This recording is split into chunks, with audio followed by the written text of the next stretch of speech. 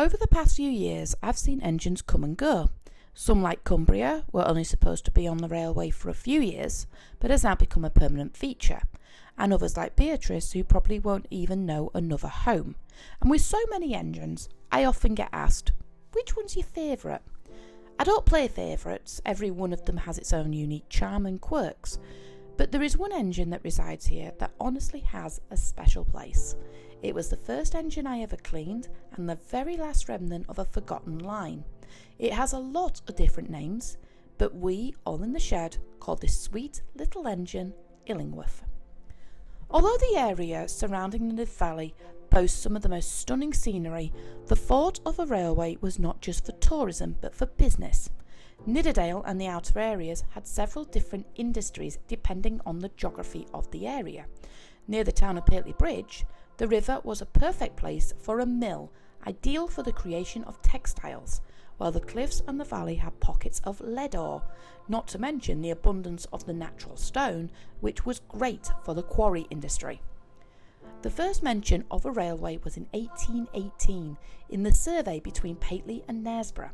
The plan ultimately failed, but it did establish the requirement for a railway and its benefits.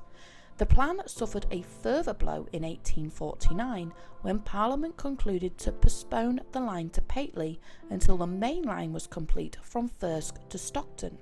This was a blessing for the Leeds and Thirsk Railway, who were planning the project, as they were still reeling from the fiasco of the collapse of the Knaresborough viaduct and the consequent court case, and were less inclined to spend money on new railways until current projects were complete.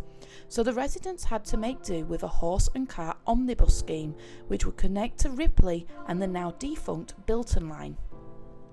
By 1854, the Leeds and Thirsk Railway was no more and had merged with the North Eastern Railway. The merger renewed calls for a line to Pateley Bridge. After a further 6 years' deliberation and after several collaborations with various businesses, the line was realised and a single track line was built and Pateley Bridge was finally connected. It wasn't long after the inception of this line that talk began to extend the line towards Lofthouse with renewed reason. The nearby city of Bradford had grown massively during the Victorian period, and demand for clean, safe drinking water was at an all-time high. The Nidd Valley was chosen as the perfect spot for a series of reservoirs, and a narrow-gauge railway was built to aid construction.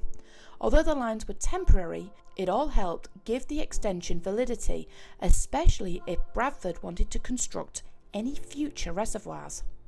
In 1900, permission was granted for the extension, provided the £56,000 capital was raised, excluding a £12,000 buffer, which was agreed could be placed on a loan. But despite the popularity, the money was still not forthcoming.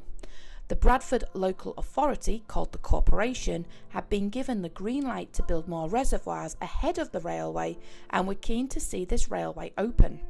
The Corporation, however, was not endorsing the railway for the sake of the towns or even the businesses. Making a new reservoir required a lot of material and equipment, and local roads were inadequate. So the local authority had little choice but to pay for the railway and become the first local corporation in the country to own one. In 1904, the corporation was granted a light railway order and work started in the July. 4 new station buildings were built, and the buildings would also serve as lodgings for the station masters and their families. A new carriage shed at Pateley was created, with signal boxes covering the loops at Ramsgill and Rath, and token systems at each of the station houses. At Angram, a coal and water depot was installed, and a loco and carriage shed would soon join it. Angram was becoming a prosperous little town thanks to the construction work, and the railway would only add to it. Now, the railway had everything it needed, except one main component, an engine and something to pull. The corporation turned to an unlikely source for its engines, the Metropolitan Railway. It had already converted its underground services from steam to electric and had a surplus of engines. The Nidd Valley brought 2 440 tank engines built by Bayer Peacock and Company. Number 20 was built in 1866, while 34 was built in 1879. They had been modified for underground running, so they had to be converted back. along with new cabs, a new red coat, and they were numbered numbers 1 and 2. The Metropolitan also supplied some rolling stock as they too were obsolete.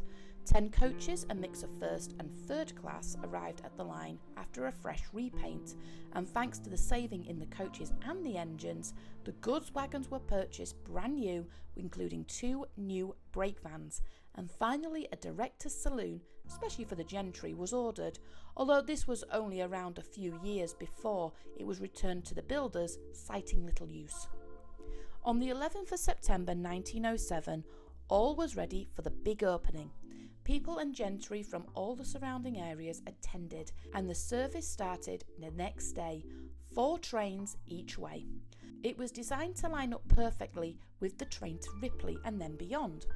One of the rarest services was the introduction of rover tickets on specific trains.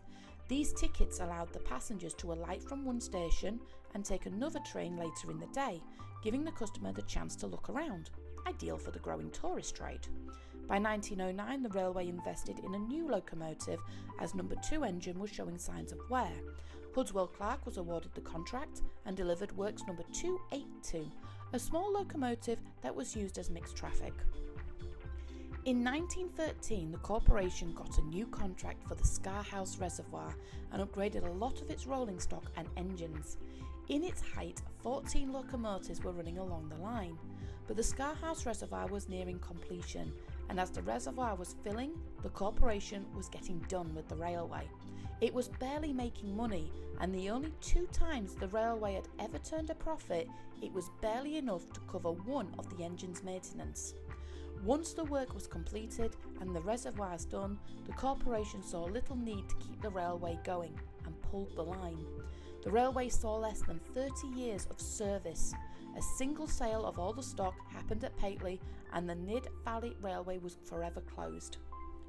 Out of the 14 or so engines, the rolling stock and even the wagons, only 1 engine survived into preservation, and it went on quite a little journey.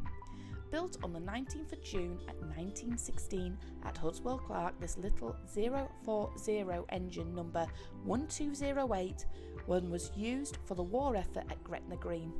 This engine came to the railway in 1922 and given its first name of Mitchell, after the architect of one of the reservoirs, and worked right through to the railway's end, pulling a mix of passengers and freight. It was renamed Illingworth after the local architect William Illingworth. In 1936, in the Great Sale, Sir Robert McAlpine bought the engine and renamed it Harold, and the engine was moved to Ruddington and renamed again to Swinnerton. It was sold and moved again, where it worked at the Ebbw Vale Steelworks.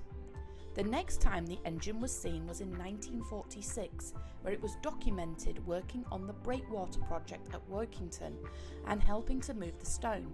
It was last seen working at a power station before the engine was consigned to the scrap heap.